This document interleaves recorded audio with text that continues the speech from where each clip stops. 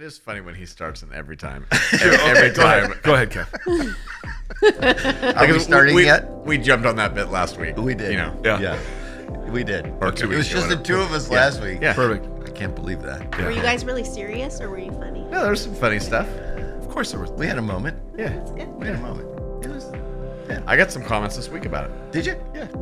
I didn't get any comments. Continue. Ladies and All right. gentlemen, Welcome to to another the JourneyNOW podcast. All right, here's the thing. Ladies and gentlemen, we are all here. back. Hey. So I want to start with a song. It's so Hava Nagila, Hava Nagila, Hava Nagila, dance, dance. Hava na na na, Hava na na na, Hava na na, dance, dance, dance. Hey. Kevin is back. I want to throw something and Yes. break it now. I want. Yes. We should break a glass. Kevin is back because Yeah. and the office for the two of you of the 14 that listen, two of you watch on YouTube. Yes. And One of them is Seth, Seth. who loves watching JourneyNOW on YouTube. Yes. Seth, you will notice, son, that there are Twizzler. There's an array of Everywhere. Twizzlers Yeah. everywhere. And for those of you who've not been paying attention, Kevin Dixon rarely gets sick, spends no money on supplements, Yeah. and lives on Or a diet anything, of Twizzlers and Diet Coke. Yep. Coffee. And- Don't forget coffee. Occasionally an apple with peanut butter. I do like a good apple with peanut butter. Apple day. Hey. Yeah, exactly. Yeah, it's not So a- Kevin is yep. back, Yeah. back from your mother's memorial. We're Yep. glad that you're back. Celebration of life, they call it A these celebration of life. How was that? You spoke at it. days. I did. How was that for you? It was good. It was cathartic. It was one of those things where you do it and you get done and you go, okay, that was Yeah. sad, but appropriate and good. And Did you cry? a little, not much. Yeah. But I had kind of worked it. She died 2 weeks before we did it, so it was a little more time between it, so it was helpful. Yeah. Yeah. Well, we're glad you're back. Thanks. Good to be Yes. back. Susie's back. Really good to be back. I'm back. You were visiting friends in Arizona, California. in California. Same I'll be in which is really Arizona. today. I'll be in Arizona in 2 weeks. Oh, okay. Yeah. All right. I can't keep up. I know. right. I'm so busy. Right. Yeah. And Tim, you're back. Yep. I'm back. Yep. I've been here the whole time. Kevin and I had a great time last week. Perfect. And we talked about I had a very serious moment where I looked straight into the microphone, and I got a few comments about that this week. Just Breaking this the wall? weekend.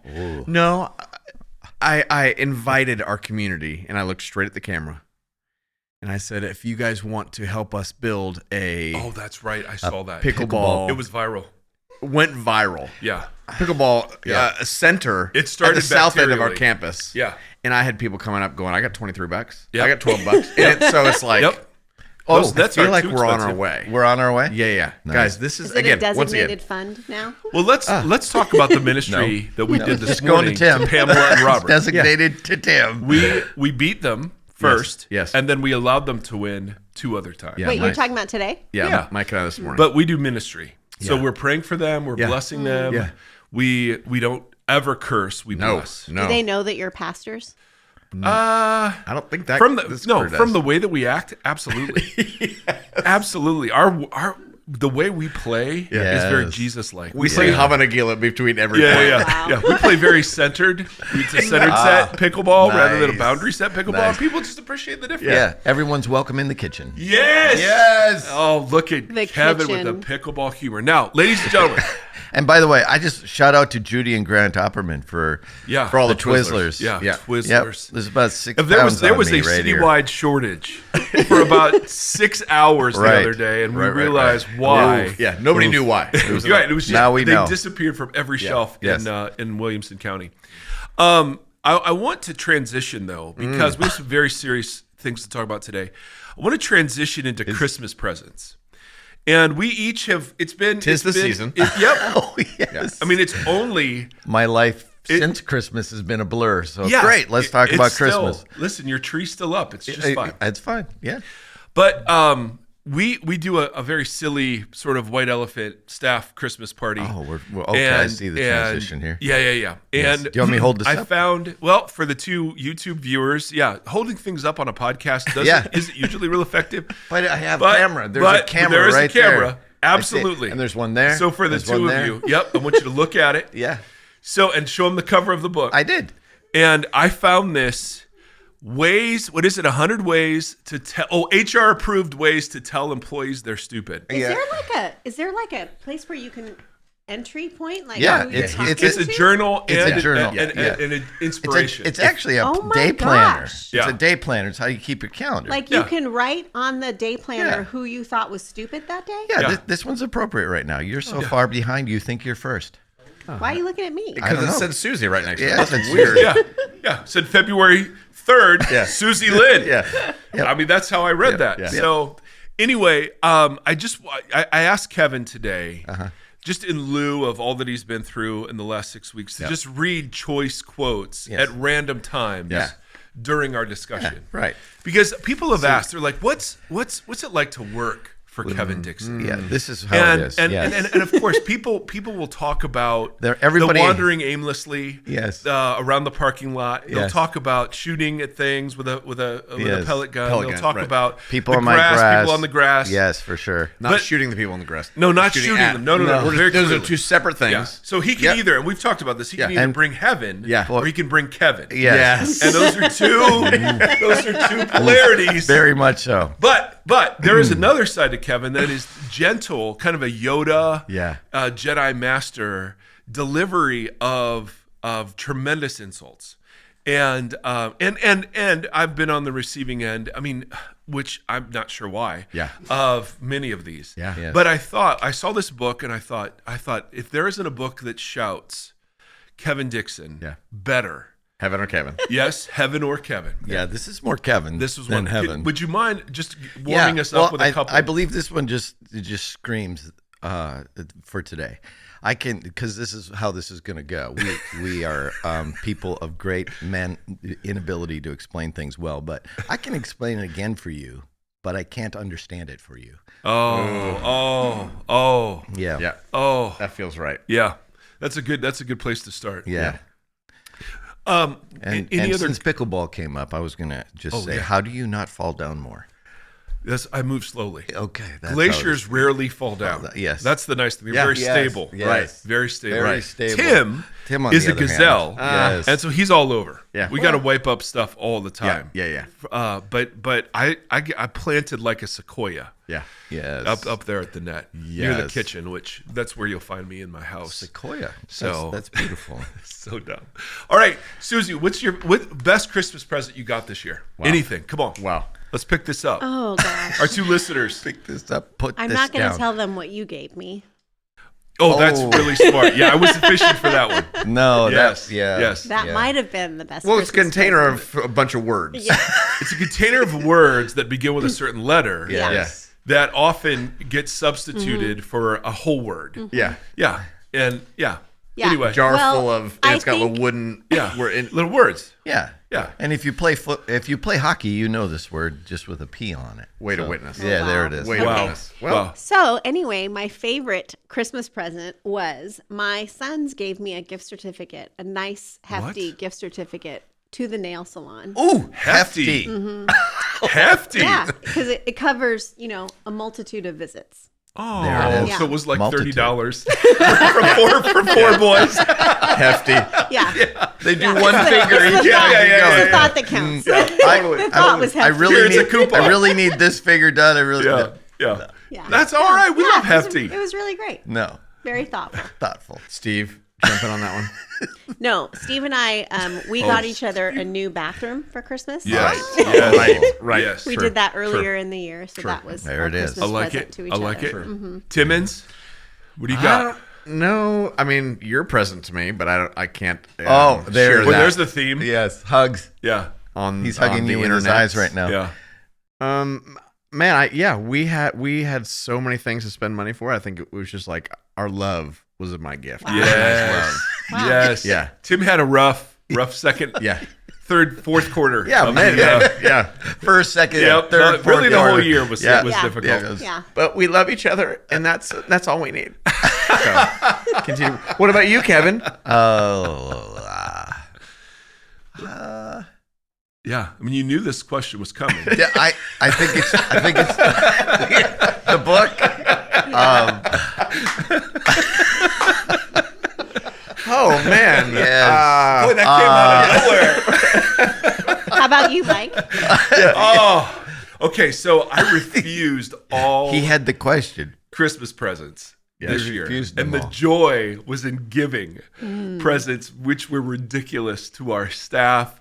That's such a flex right there. Yeah, I bought presents for flex. everybody. It's like, what's the worst quality? It's like, I care too work- much. yeah, I work too much. I care too much about people. I love too hard. I had too much money. And nobody got me anything, but Yeah. that's okay Yeah. because Yeah. it's Yeah. really all about yeah. Oh my gosh. the Mike, receiving is in the giving. It is so in the giving. yeah, I felt really Christ-like this Yeah. Christmas. I really put Jesus into Christmas this year. All right. No, our kids always get us ridiculous, like out of pocket gifts, and they went to the factory and they bought us Flex. stickers that are not at all appropriate to share, that are hilariously true of my wife and me, and it was just wow. Okay. Well, no, not. Wait. Yeah. Well, yeah. yeah. I mean, if I said them, you'd go, yeah. Like one of mine is, I love to pee outside. That's the sticker. I love this to is pee true. outside. This is true. We And- actually can bear witness to Oh, that. really? Well, I hope you've unfortunately. never. Please explain. No, I'm just saying one of the great things about Yeah. biblical masculinity. I know. One of the best things about Because biblical, Mike peed in the parking lot. Yes. Yeah. I didn't think I was going to make it home. I mean, it was I didn't far see away from anything everybody. I wasn't supposed to see, but I'm like, oh my gosh, I see him down the parking lot, Yeah. and he's actually peeing in the parking lot. And FYI, it was also where the south in the parking lot where the pickleball place will be. Yeah. Which- And that's one way to keep the CSX people off. Yeah. I did not pee on the grass, just for the record. Yeah, all right, I did not. I knew better than that. Were you just hiding behind the car? Were you trying to like? Yeah. So I don't Him know and really Rocky share Barnhart, this. they're known for peeing in the parking lot. I don't know that we should share this. I don't But either. I really don't all either. I know is Too late. Cat's I out of was the bag. cat's already. Kill the Yeah, cat. and by the way, if we're going to allow this to air in Yeah. light of some of the other stuff we've edited, there are no standards. Grant, do something. Grant's in Grant, Sweden. If you could Grant's in Sweden. if you could get me some licorice, that'd be great. So all I'm saying thought is, of the gift I all liked I'm the saying best. is, Just so one if of you the want to great transition, let me gifts know. of biblical manhood Yes. is the opportunity to, if you're, it's in an emergency, Yeah. like you've got options. That's Right. all. That's Right. all that is. That's That's it. all that is. Right. That's it. And so I'm acknowledging the goodness of God and the way Wow. this happens. And women have, and we're going to talk about masculinity and femininity today. So this totally ties in. Yep. Women For have sure. other gifts, but that's not one of their gifts. Right. And I enjoy being a man for one of many reasons. So that's Great. one. Oof. Lack of, well, I'm not going to go into that list at all. Yeah. So Well, Susie's looking at me. speaking of biblical manhood, Yeah. Whoa. Well, wait, I remembered the gift. What? I got Oh. a hoodie for Christmas that There it said is. "Win one before I die." Yeah. Wow. It's And he Oh, gave that, the- and he gave Vikings. the Vikings. Yes, Yeah. just one before Just I one. die. Just That's good. one. Yeah. I don't need multiple. I like Just one. I like that 10 minutes went by and you. I thought of that. Yeah. Yeah. You know. All right. So in 10 the- minutes, the It's a very brain- we're going to thoughtful ask you this response. question. It's a very yeah. thoughtful response. Thank you. I'm just gonna nibble on some of these and try not to make any noise. Yeah, while I do that's it. so good. So this Sunday, Yes, we were in Genesis. we were. Bring it and back. Bring Genesis it back. was in And us. Dose. there were Genesis number two dose. gatherings, and it got a little spicy. I got Oh, spicy. you No got- one else got spicy. Yeah, I you got a I little was spicy. I was a little. You Do were you have a passionate. breakfast burrito? I did No. not, but I Susie, should've. did you feel like Dang. you got spicy? I mean, I didn't feel like he got spicy. I felt like he was it- really impassioned Yes. to the point where he felt like he needed to apologize. Right. At Oh, the that's end what some of those. because were. you wanted to be. You didn't seem like you were. But it was coming from a place of like really wanting Yeah. to be hospitable and show that you actually mean what you say when we welcome people who don't agree with us, you know? Right. Because, you know, this topic has been, I mean, to say polarizing is Yeah, minimizing it. Yeah. But for many of us who were formed in a certain way, like this is really a hard thing for some people. Yeah. And, you know, you want to be welcoming.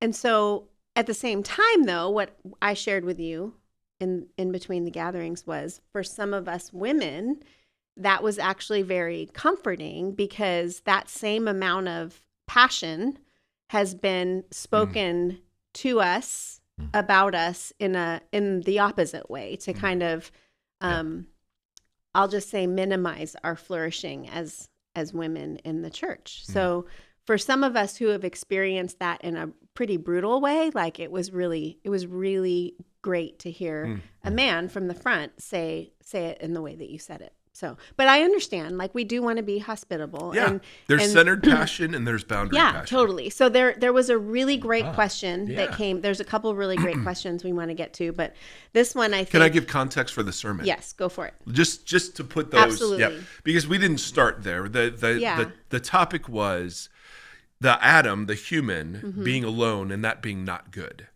And then God saying, I will create a suitable helper. And going into those words, Ezer Kenegdo in Hebrew, and that those words, helper isn't a good word, an English word to describe what an Ezer is. And we were just going through Ezer as Yahweh's rescue of Israel in times of distress. And so the better translation is ally, rescuer, deliverer. And then Kenegdo is this wonderfully complex combination of two prepositions that have to do with something that's similar and something that's opposite, but standing in front of me. And so mirroring is like a great picture of that. The mirror is, of course, similar, but opposite, and it's in front of me.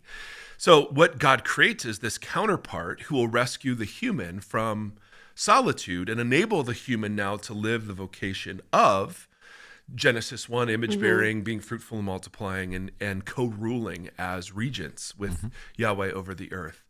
And so that naturally led into the way that passage in Genesis has been used, and combined with some teaching in Paul that is seemingly clear to say to women that yes, of course you're equal in value, but you have an entirely different role to play. Your role is I've heard it summarized in my campus crusade background was men lead, women follow.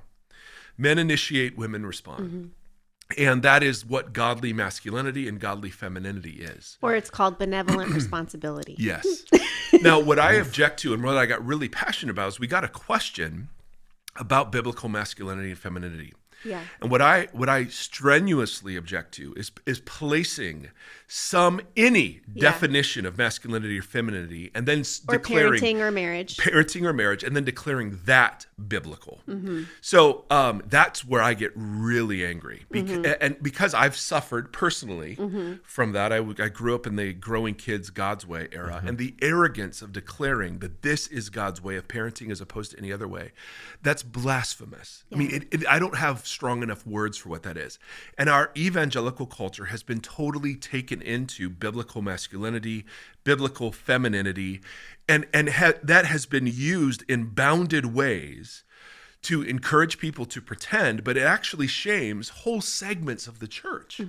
So that's where I got really fired up. And so I don't apologize for being passionate about that because I believe that is harmful. I want to make sure that people who are coming out of those environments, who have not yet been exposed to other ways of understanding those texts, are welcome and not pushed away. Right. So I did, and I hate that we're even talking about this because my emotion is secondary to, I think, what the beauty of the passage is.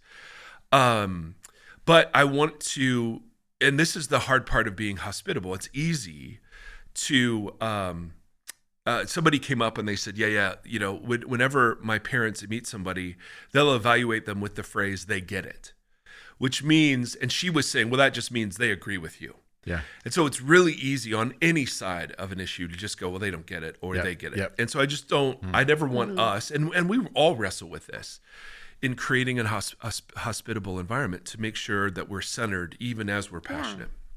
So that was what I was checking in with Suzie about is, hey, did this come across as centered and people feeling willing and permission to disagree because I didn't start here. I started in an environment that said, these are the godly roles and this is what manhood is. And if you're letting your wife lead, you're not following Christ well in your marriage. Yeah. You're sinning. You're abdicating your manhood.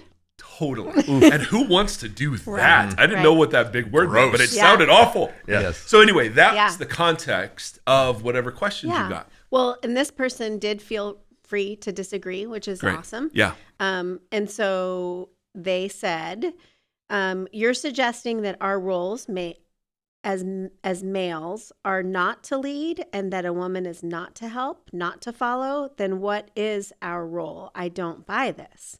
And then I asked him for a little bit more clarity. And they said, it feels like my identity as a man that I've always known and that history has always said / known is being stripped away from me, making me feel confused about my role as a man. For the record, I'm not saying that I don't believe that men and women are equal in value. I'm not saying that women are subordinate to men in any sense. I think we equally bring great things to the table.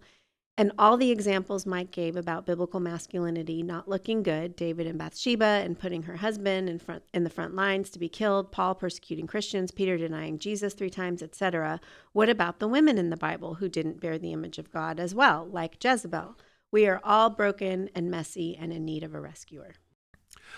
First of all, I'm so sorry that did not come out in the sermon because that's a really great question. Yeah. And the issue isn't whether or not you, as a married couple, have roles, or you as an individual have a sense of what your gifts are in the kingdom. Justy and I have a marriage where she feels comfortable with me making a lot of the decisions. That's just how we've worked it out. I don't want to always do that. But she just feels safe in that space to have input. And then she just says, well, you decide. The tragedy isn't that that's how we do it. The tragedy is that if we took that model and said that that's the biblical way or the only way to be biblical in marriage, do you see, that's what I'm objecting to. Or if there was like some kind of not necessarily even conflict, but an area where she did have some opinions and things that she was passionate about, and you said that, that was not acceptable. Yeah, which is so not what happens. Right? Because so the issue isn't whether or not men lead or whether or not women follow. Because in some circumstances, that's the way it should be for that couple or family or whatever. It's just when we anoint one particular version of that as the biblical way, that's really where I start to fuss. So if I were to look at Paul's instructions in Ephesians, he says to the husband, you are the head of your wife, the way Christ is the head of the church. And and the word head here is kephale, which is this big, Kevin was bringing up a guy named Gleason Archer earlier. There was a lot of work done. This has been a source of tension between how to understand Paul here. Does kephale, head, mean authority over? Does it mean source of? Paul uses it both ways, even in Ephesians. And when you look at what Paul's doing, we're actually going to study Ephesians in the fall, and we'll look at a household code, which is what this is a part of. But even if Paul means, which I don't think he does, but even if he means the man is in authority, he defines authority in one very specific way, like Christ giving himself up for the church. So the issue is we read head and we immediately think, well, that means I'm the spiritual leader and I make the decisions. The jump from the Greek word to that understanding is not a biblical jump. Because what Paul does to countenance head so radically that even if you saw it as authority over, you're immediately confronted with your authority over is expressed in your submission under and your service to. Well, we're addicted to hierarchy. Yes. Ooh. So Paul so radically, he plants dynamite using the same words that they all were familiar with in the same codes, but he plants dynamite because he says, first, your general practice as Christians is submit one to each other. As an example of this, wives submit to your husbands. And so even in Greek, the word submit isn't used there. It's literally, let your practice be to submit to one another, wives as to your husbands. It's not even, so you can't even just pull that verse out grammatically and say, hey, wives submit to your husbands. That's not what it says. It just says wives to your husbands. So, and then the husband is given instructions that are more numerous and are all about however you would treat your own self. This is how you should treat your wife, that were so countercultural. Scandalous. That was scandalous. You didn't owe your wife love. Nope. You owed her under Roman law. You owed her food, shelter, and the opportunity to have children.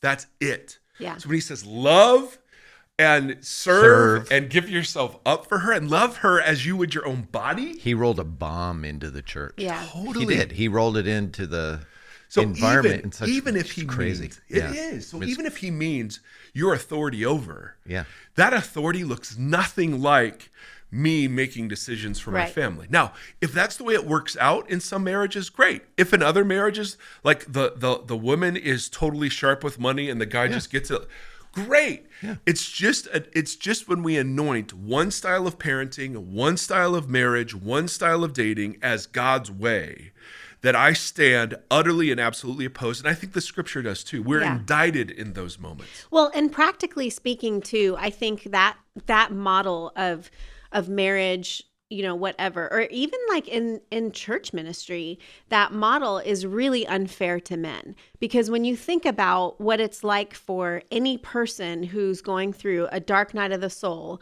a time of questioning their own faith, a depression, a time of, just emotional depression, and they're not capable of quote unquote leading, then where does that leave everything, right? Like if all of the responsibility on spiritual leadership and other kinds of leadership is on the man, and there's something that happens, an illness or something that happens that he is not capable of showing up in that way for a time, the amount of shame and feelings of disqualification that has to be placed on that poor man is really, I don't think that's godly at all. I don't think that's what the scriptures teach us at all in terms of how we're supposed to relate to each other. Right.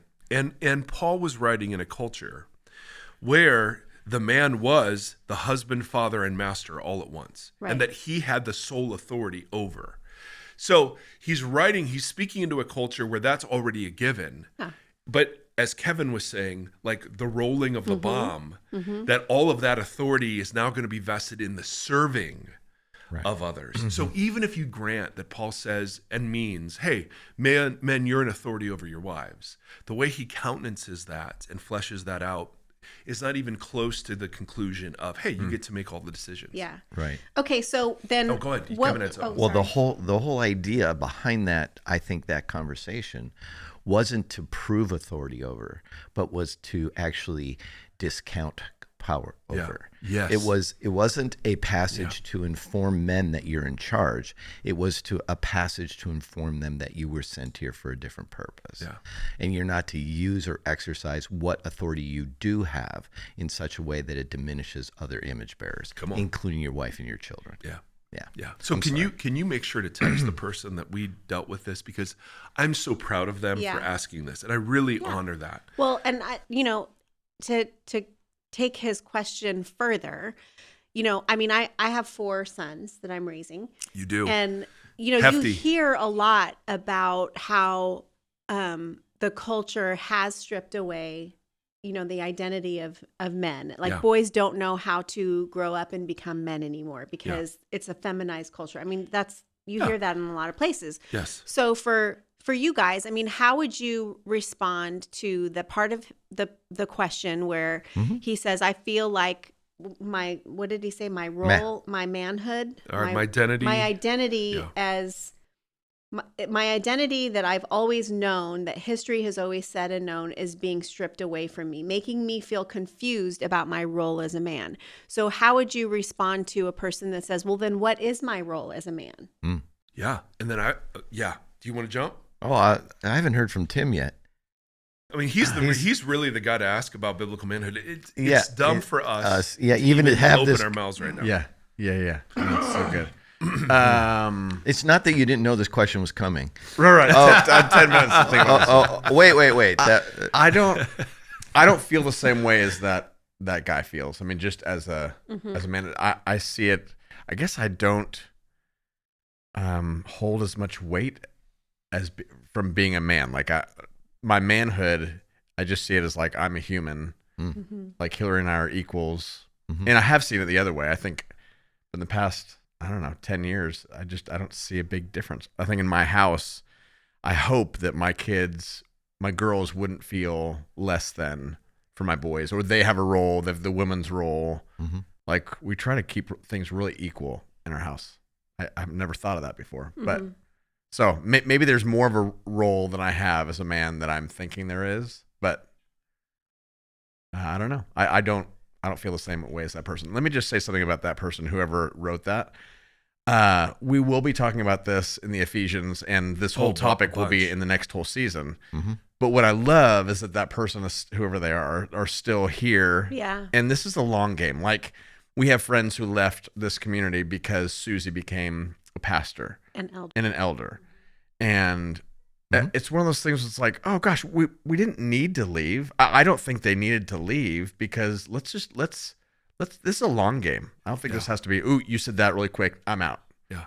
And what I love is ask the question. Yeah. They're asking the question. Yeah. And we're in this for the long game, not just, ooh, this one little issue I'm out on. Mm-hmm. It's like, well, we're going to have a big conversation about it. And you could even disagree at the end of our Ephesians conversation too. Yeah. And let's still keep being the church, because, and for us, this is just not a live or die situation. Well, and also we want to, it would be really ideal if this person we could dialogue and talk about, well, what is it that makes you feel like your identity as a male is being stripped away, and that could be a really great conversation. Yeah. Can I get clarification from your question? Mm-hmm. You said that culturally we're being feminized. What does that mean?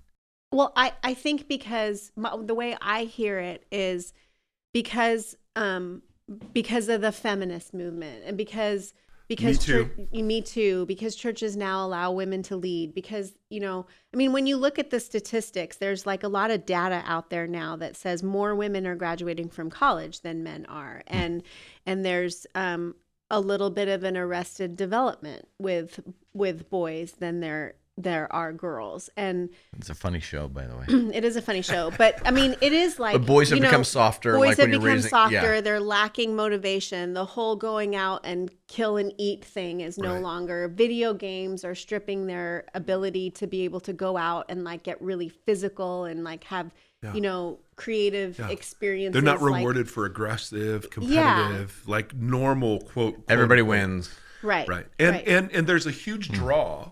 Well, which is funny that they call it being feminized. That's what I'm trying. I'm still trying to figure out. I'm trying to figure out how that's feminized. That's the proof. Yeah. Right there. I'm like, I'm listening to your explanation. The insult is that men are like women. That's the insult. Yeah. And but a lot of you have why are Christian men drawn to really heavily authoritative male figures? MacArthur, Driscoll. Well, and there are a lot of women who are drawn to that too. But then you have the whole Jordan Peterson phenomenon, Andrew Tate. You have a lot of male commentators talking about, and then in our generation, we had John Eldredge saying that manhood is having an adventure to live, a beauty to win, and a battle to fight.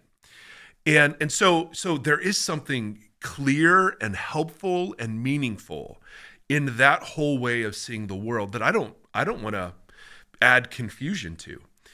I think Tim was on to something when he sees himself first as an image bearer. And so I look at image bearing and I look at my family as this is a small Garden of Eden that my family is. And so I look at what happened, what the invitation was. So be fruitful and multiply. Not everyone's able to do that. We were able to have 3 children.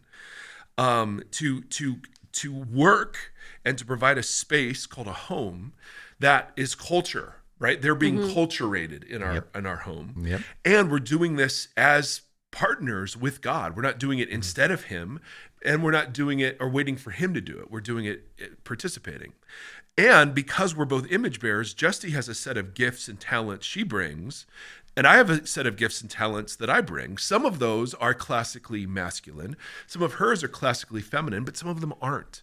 And so as we raise our kids up, you're looking for the things that are true of them to bless and call out of them without labeling them masculine or feminine.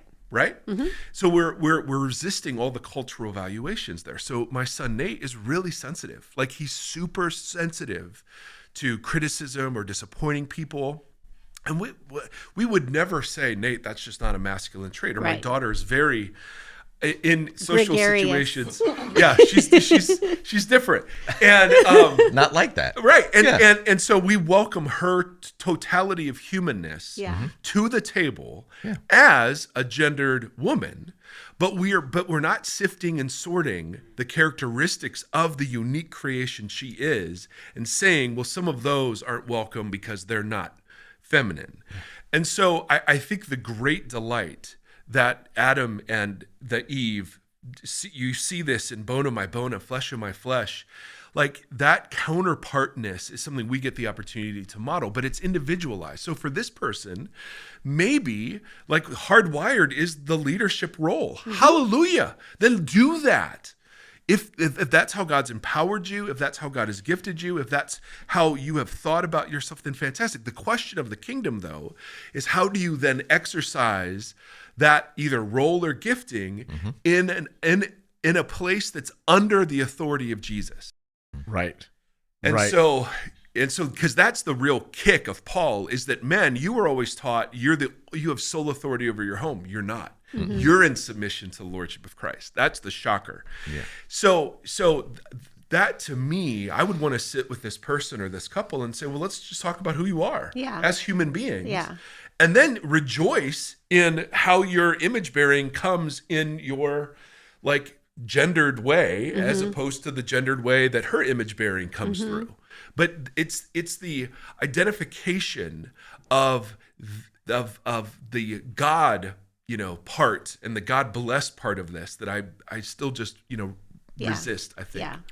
You spoke to it a little bit on Sunday when you spoke to this idea that when Jesus came, he came and was the full representation of God.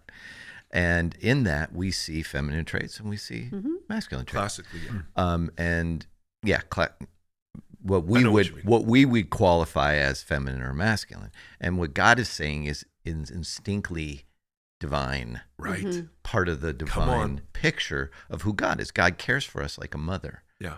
Are we calling him? Right. Is that an insult? Right. Is that? Yeah. Is he being feminized? Is that being less than in Right. somehow? I would say it's a great honor to be able to mother and to be able to parent and to be able to love. Yeah. There is a clear sensitivity of Jesus towards people, where he would weep with those who weep. He would connect with them on an emotional level. That's probably where my masculinity got screwed up the most. Was you're not allowed to have those emotions. Oh, it's so good, Kev. And so I think being masculine is being able to say, hey, I got my emotions, but so do you. Yeah.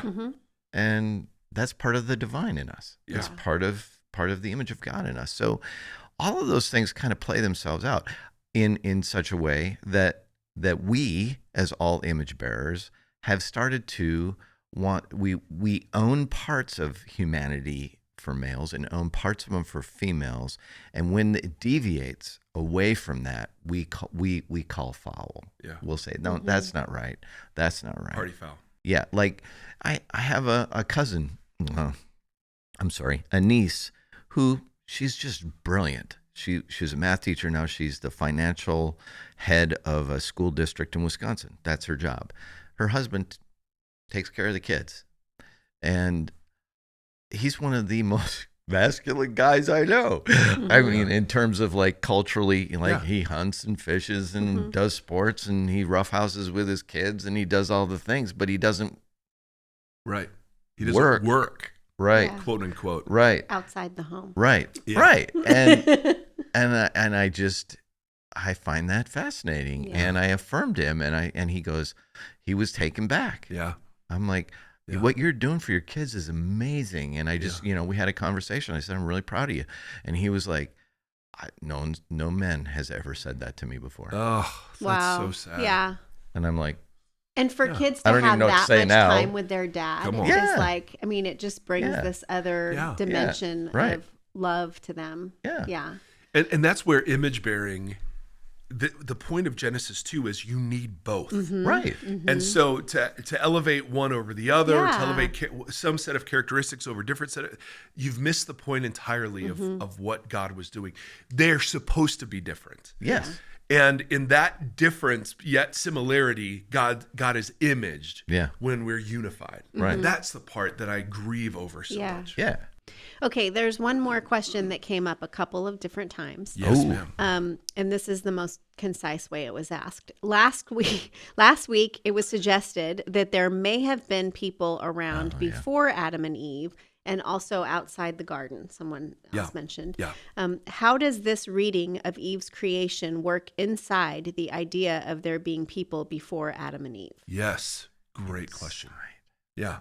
Do you get it? I do. Okay. I don't quite get that question. No, I get it. Okay. Because it sounds like if what I've been saying is true, it sounds like, well, God made all these other humans and then he made Adam and Eve. Right. And so Adam and Eve. Sequential order. Yes. Got it. Because I do think Genesis 2 is a sequel. So there is sequence there. But Adam and Eve function, and this is where it's so confusing, they function in two different ways. Primarily, at this point in the story, they're archetypes. So what's true of Adam and true of Eve is what's true of all humans. So it's not like God made humans and then he did something different with Adam and Eve. In making Adam and Eve, God is demonstrating how he makes humans and how the whole human community is supposed to function. Right. But then he selects two historical figures and puts them into the garden. So they get almost a special creation story. But up until this point, they're functioning just as archetypes.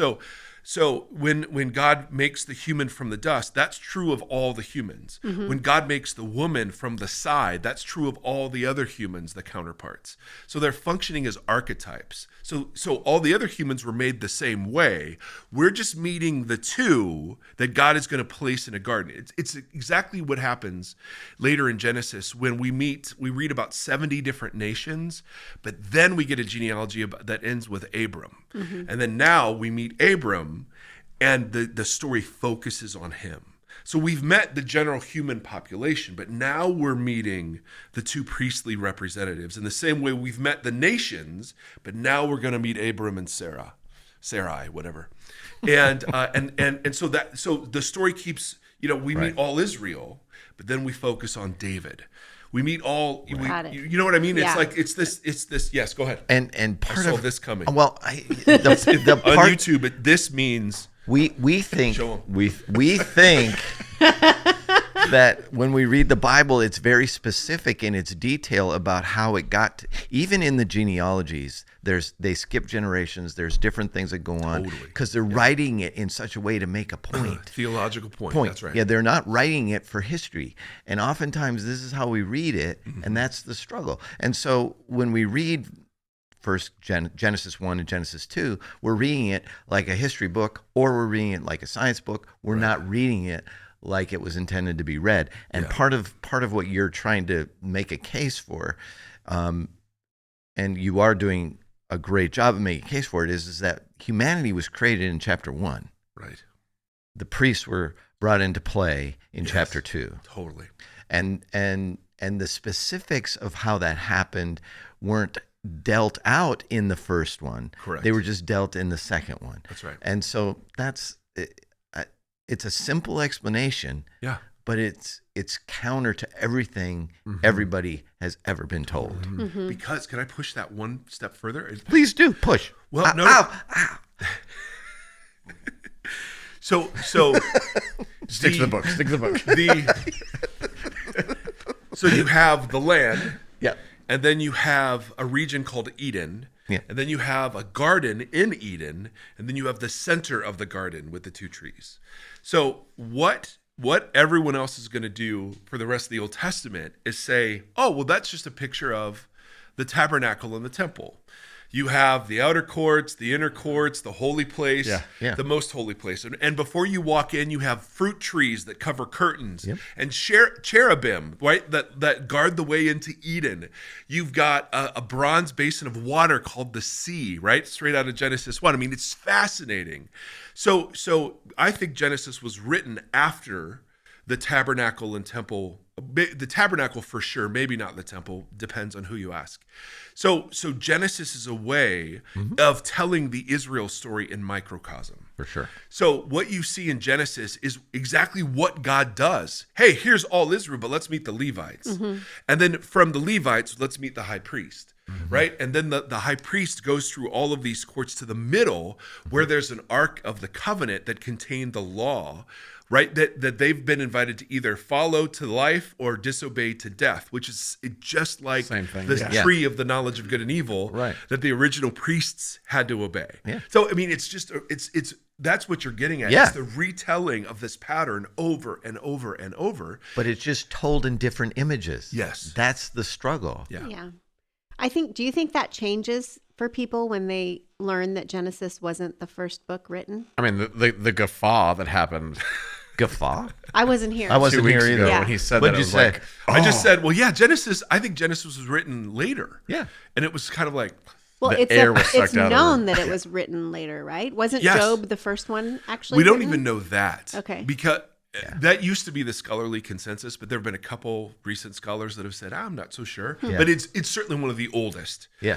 But again, Jonah was early. Jonah was early too. Yeah. Exactly. I mean, that really changes a lot for, I think, when you realize that was not the very first thing written. Now, Why is that? It can. I don't know. well, because we read, we get the golden 'cause we read it tablet like We view of it read the it books. like a Okay. beginning of this is how everything was created. Right. This Got is it. how everything was. And so, and yes, Okay. they're using ancient Near Eastern creation motifs to make theological points. And I have no issue saying God spoke the universe into existence. I have no, I mean, great. But what the writer's doing there isn't answering, as Kevin was saying, modern scientific questions. Right. No. There's an entirely different theological point to show the supremacy of Yahweh Yeah. and how Israel, under a covenant form that looks like other ancient Near Eastern covenant forms, lives in unique covenant with the one true living God, as opposed to all the false gods of the nations. Yeah. Yeah. And I think Moses, I believe Moses wrote it. And I think it was given to him after after the law. Yeah. Okay. Yeah. So or revealed on Sinai. Yeah. Or whatever. Yeah. right. And it wasn't what wasn't what the people needed at the time. Here, hold on. It was No, yeah. Okay. talking. Go ahead. Yeah. It wasn't what the Israelites needed first. They didn't need to know, the origins of here's what God said. Okay. Okay, this is the words of Oh, no. Yahweh to the human community. Yes. Yes, let's do it the dumbest way possible because it's easier for you. Yes. that's from There's- Kevin's book. That's Yeah. from my Kevin book. And or there's some Heaven. real truth to that. Yeah. Right. Yep. Yeah. This Which this some is might actually say a book. that's why it's been taught a certain way. Yeah, right. This is Because a it's book just written easier. from God to the Israelites. Exactly. And then to us. And then to us. My yes. days of not taking you seriously are certainly coming to a middle. So there you go. Once again, that is from Kevin to Heaven book that Kevin was supposed to read, but Mike is using as scripture. Yes. Continue. Yes. But I guess the funny part about the conversation is for me is that would be a surprise to anybody. That Genesis came later. It was to me when I first heard it. Yeah, me too. Because I mean, the Bible's just presented as a sequential. Yeah. It's But did you know? I'm sorry. I think early, Did you know that it was? early on Did you in always know that it wasn't Well, the first one written? I remember sitting in a class and then the professor going, okay, this is probably, I remember people saying to me when I was younger, I think Job was first or this was that. And so therefore, and they told me that it's not in chronological order. So I often wondered, wonder what chronological, what Yes. order they were written in. Yeah. Hold on. hold on. Let me give So- me the book there. So thank you. Yeah. So when somebody I said didn't expect much from you, and yet I continue to be disappointed. thank you. I appreciate that. Maybe you should keep that book. But I remember in a class, and I don't remember who the teacher was at the moment. Sorry out there. He's saying, Genesis was probably written more towards the 7th or 8th book that was written, and I was like, oh, okay, that makes sense. knowing, because it was an Old Testament class. It was written from the perspective of what did the Israelites need? Why were these things written? And why were they given to the Israelites? Who wrote them? And Moses wrote the law first because the people needed the law. Mm-hmm. That's why. And then probably later up on the mountain, he was up there for a long time, So, no, actually, it didn't surprise me. Yeah, Probably because the interesting. seed was planted in me when I was younger. That There's here we a go. fine line between genius and insanity, and you're very, very safe. So dumb. On that note, Yeah. Yeah. I speak for Yahweh when I Twizzler? say, yeah. Twizzler, anyone? Yeah, I have several to share. yeah, we do. I'm assuming this is for y'all too. It is nope. This is. I think the only person who likes these is you. Yeah. There's a reason why there were so many available, even though there was a shortage. Yes. Well, thanks everyone for your great questions. Yes. Keep them coming. Yeah. Here's what's great about Twizzlers. They have a shelf life of 400 years. Yes, those will be which is good for good. a So if millennia. the apocalypse happens. A millennia. Yes. Hold on. Holding. Is this little blue writing? I can't see it. Does it have a date? Oh. Well, you know what? I was somewhere recently at a friend's house, If it is, and it's they had a fake. big old bucket of red vines that they offered Yeah. us all, Are those the same and thing? I quietly judged them. Did you? I just want you to So know. red Which vines I are don't even imitation? like. I don't I like, didn't like either any of of them. it. I don't Yeah. like any Oh, of them. But it has been ingrained in me passion. since my friendship with Kevin. Yes. That Twizzlers are the superior licorice. Well, Well, Product. you've been listening to the wrong rabbi. Whoa. I mean, Robenda. Red vines are delicious. I mean, if we took a Waxy. poll, you know what? I mean- They're a watch little this. waxy. Watch this, everybody. I'm looking straight at the camera. Oh, A, we yeah. need a pickleball court. Yeah. B, Yes. Twizzlers or red vines, Yeah. or none. Leave your Hey, Tim. two of you. Would you leave your Yes, vote you guys in the comments? How do they vote? How do they vote? They Yeah. do we have just comments leave it- enabled? yeah. Yes. put it in the Okay. Edwin comments. says yes in the Okay, comments. I'm going again. All right. I'm looking straight at the camera. You guys, You we've have- got. I have something for Tim. Oh, the If love. brains were dynamite, you couldn't blow your nose. On that That. note. And if that's a 1 for the Twizzlers, I think you just lost. Oh, One no. red vines. A one red vines. I stand uncorrected.